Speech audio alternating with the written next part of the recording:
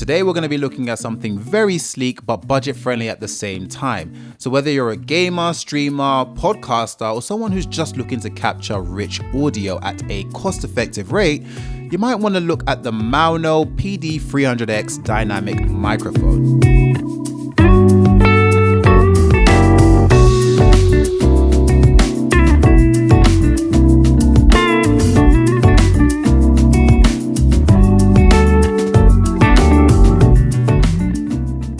Right now you're hearing the audio come directly from the microphone itself, no additional EQ or processing happening to the final export, so you get a real flavor as to how it sounds in its raw format. Let's go ahead and do an unboxing and see what gets included in the packaging. So as you crack open the box, you first come across the Maono PD300X microphone. And this microphone is a dynamic cardioid mic with both USB-C and XLR outputs.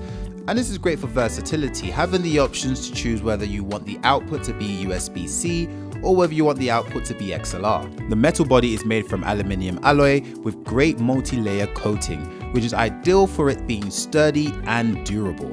And around the body of the microphone is a shock mount. This is going to help remove any vibrations you may come across on your boom arm when your microphone is connected to it. At the back of the microphone, we have a USB-C output, and this is when you can connect the microphone directly into your computer or your laptop. The USB mode gives a plug-and-play simplicity with onboard gain control and real-time monitoring, while the real power lies in the XLR mode. That's where this mic turns into a studio-grade weapon. And that's when we can connect the microphone directly into an audio interface. What you'll also notice is that there is another additional output, which is the 3.5mm headphone jack, giving you the opportunity to have real-time monitoring, so you can connect your headphones directly into the microphone and hear what your voice sounds like. On the side of the body, you'll see we have a 3-in-1 digital knob, and we are going to go in more detail on how you can use this to configure your microphone. Additionally, we also have the mute button that allows you to mute your audio whenever you don't want to speak. In addition to that, you also have the user manual, so if it's your first time using a dynamic microphone, go ahead and read that. Something else that gets included in the packaging is a thread adapter.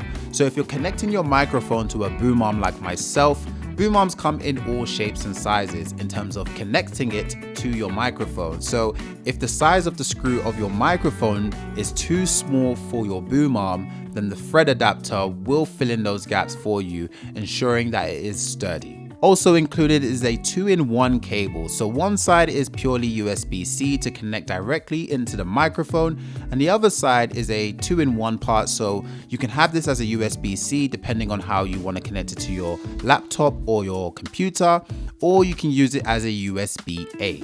You also get a stand adapter that you can screw into the shock mount, allowing you a sense of flexibility. And you have this foam microphone capsule, which is great for helping you when you're saying words like pia, Peter, peckle, pick up, when you need to say words with the letter P. So on my first thoughts of the build quality, I love the durability side of it. I love the fact that it's made out of aluminium alloy, giving that premium sort of feel to it. Despite the fact that this is a budget-friendly microphone, this is not something that's going to reach in deep to your pockets in order to have something of viable quality. The shock mount itself is also aluminium alloy, same material as the microphone itself, but connecting the shock mount to the microphone is a connector that's made out of rubber. But this is also going to add to removing the vibrations that might be captured on the microphone when you're recording. But let's go ahead and do some additional testing with the audio by using firstly the USB-C connector and using what we call the Maono Link app, and that's freely available to download on their website. This is going to enable us to do some additional settings to the audio on this microphone. Right now we're currently looking at the Maono Link app, and there's a number of different settings that we can play around with when it comes to using this microphone. At the top, firstly, we have the ability to record our audio, which is great to use because we can also export the audio when we need to. Personally speaking, I normally use Audacity to record my audio, but after playing around with this, I think I might transition to this when I'm actually using this specific mic. Below that, we have the gain and volume. In this section here, we can actually play around with how much we want to increase the gain and where we want to decrease it. Increasing the gain will make our microphone more susceptible to outside noise, so you might want to readjust this based on how much you want to take into the microphone. Below that, we have the headphone volume, and this is used for real-time monitoring purposes. So we can plug in our headphones directly into our microphone, and through this section here, we can adjust how loud we want that to be. So obviously, if you're doing something where you're shouting really loud on your microphone, you may want to turn the volume a bit down. But if you're doing something where you're whispering, then obviously you can turn it up. Then you have the monitor mixer, which allows you to play around with the ratio for the output when feeding back into your mic or feeding back into your PC. And you can go ahead and play around with that by dragging the lever either towards the left or towards the right. Then you have the noise gate. You only want certain sounds to be picked up once it reaches that threshold. So if you have background noise that you don't want to be included into your final recording, setting a specific threshold will help eliminate this from being included. You can configure some of these options directly from the mic itself simply by clicking in and holding the volume button. So in this case, as we click this in, we're presented with a specific type of color. And right now we have the ability to amend the monitor mixer. If we move it towards the left, it will go more towards the mic. And if we move it towards the right, it goes more towards the PC. If we go ahead and push that button in again, we can then adjust the gain and the volume. If we go ahead and click it in and hold it again, we can then adjust the headphone volume towards the left to reduce the volume and towards the right to increase the volume. And this is what we call the 3-in-1 digital knob, which allows you to change the gain volume, the headphone volume, and the monitor mixer. Something else we can also do is playing around with the mute button. So by default, if you click in the mute button, you will see a red color on the mic icon. This would initiate that the mic has been muted. But on top of that, we have what we call the multiplex option for mute key. Essentially, this is having the ability to use the mute key to enable specific options. So in this case, right now it's set to noise gate. So if I go ahead and hold the mute button, it will enable the noise gate option. I have some other additional options to choose from, such as mic monitor, for example. So in this case, if I hold the mute button, it will disable the monitor mixer. So as well as the basic functionality that we can change within the Link app, there's also another tab called Scenes.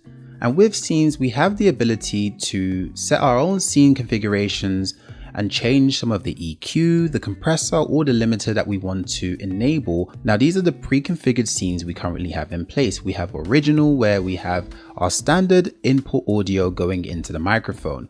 We also have Podcasting, if we want a type of EQ designed for podcasting, Recording, which is great for doing voiceovers, and Gaming, which is great for live stream gaming. Now in this case, we're starting with Original. This is what our original raw audio sounds like.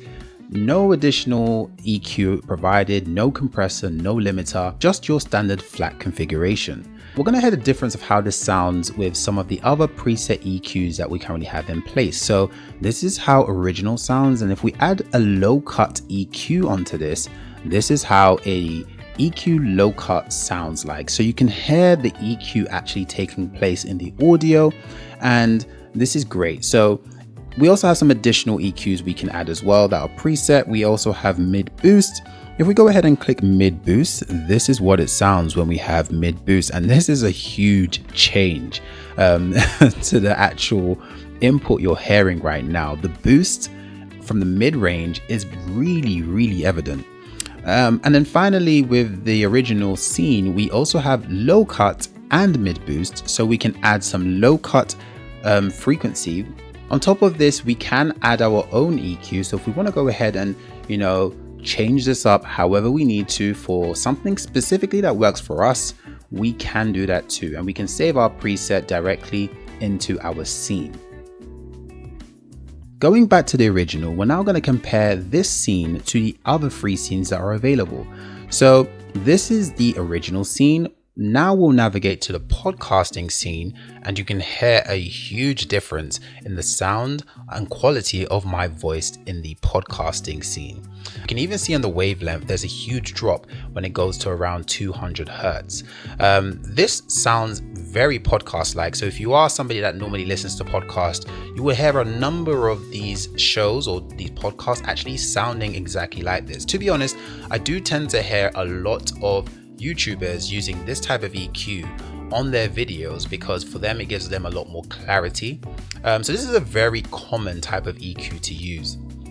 Now, if we compare this to recording, this is how recording sounds. Now, I'll be using recording very regularly as I normally make my own voiceovers for my animations. So I make animations, video animations, cartoons, however you want to call it. I do my own voice acting for it.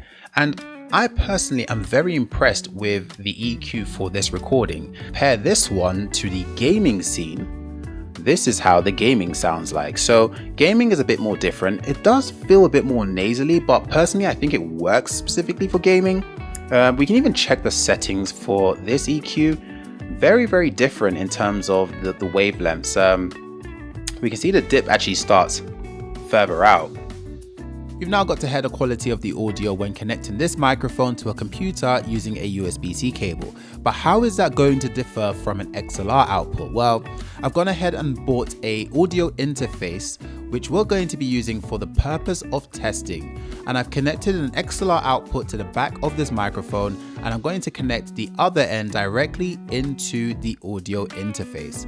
Now let's hear the difference of how the sound quality is when using a USB-C cable, which is what you're currently hearing me speak on right now, compared to the XLR output.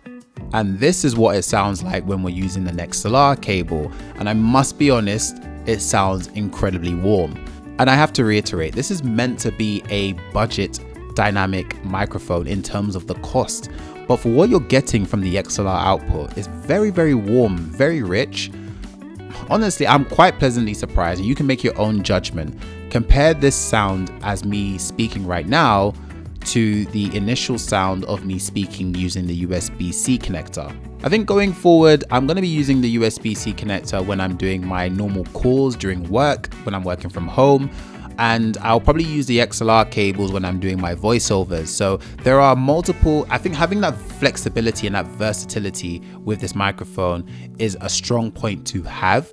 So hopefully that gives you a proper understanding of the functionality behind the Maono PD300X. Funny enough, Maono actually means vision in Kiswahili, and I really do think this company has the vision as to what creators will need and want when it comes to audio equipment. Having a microphone ecosystem with advanced DSP functions that helps you fine-tune your sounds, as well as having an ADC sampling rate of up to 192 kHz 24-bit.